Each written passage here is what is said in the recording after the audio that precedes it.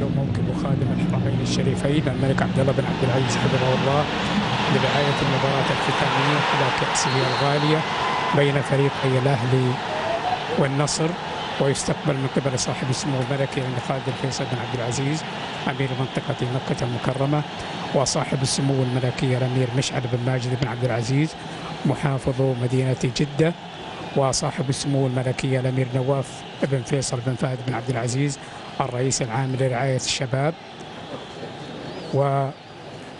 وأصحاب السمو الملكي الأمراء.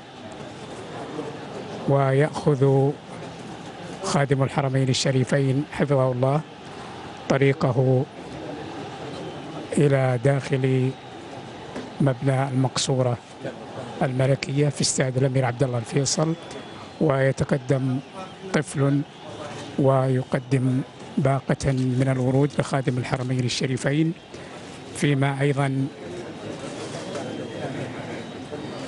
مجموعة من الأطفال يقدمون باقات الورود ويفرشون طريقه بالورود،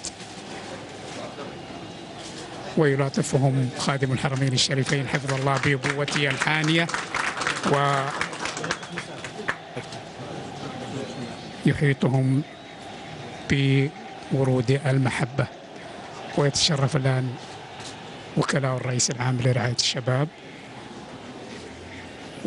وكبار المسؤولين فيها وأعضاء الاتحاد السعودي لكرة القدم يتشرفون بالسلام على خادم الحرمين الشريفين،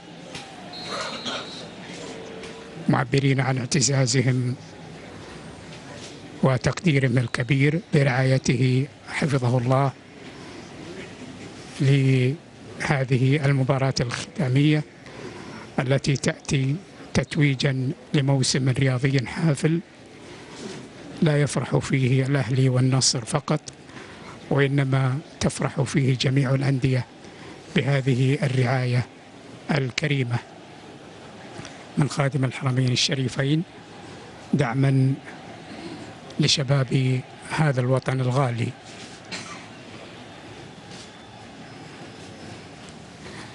ويستمع الآن خادم الحرمين الشريفين حفظه الله إلى شرح عن مشروعات التي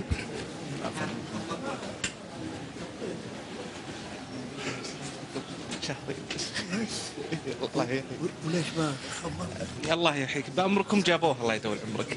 هذه اشرح مهندس فهد بسرعة بعد أمركم طال عمرك بتوسعة استاد الأمير عبد الله الفيصل. نعم تم الزيادة من 17,000 إلى 32,000 مع الأخذ في الاعتبار زيادة الخدمات المساندة، حركة الدخول والخروج وأكشاك بيع التذاكر والمرتبات ووسائل الأمن والسلامة. هذا طال عمرك الجزء اللي يبغى يوضح الزيادة بعد الانتهاء. الجزء الأزرق طال عمرك هو الإضافة الجديدة للمشروع. الشكل الخارجي هذا طال عمرك الشكل الخارجي للمشروع بعد الانتهاء. أهم شيء كم التكلفة؟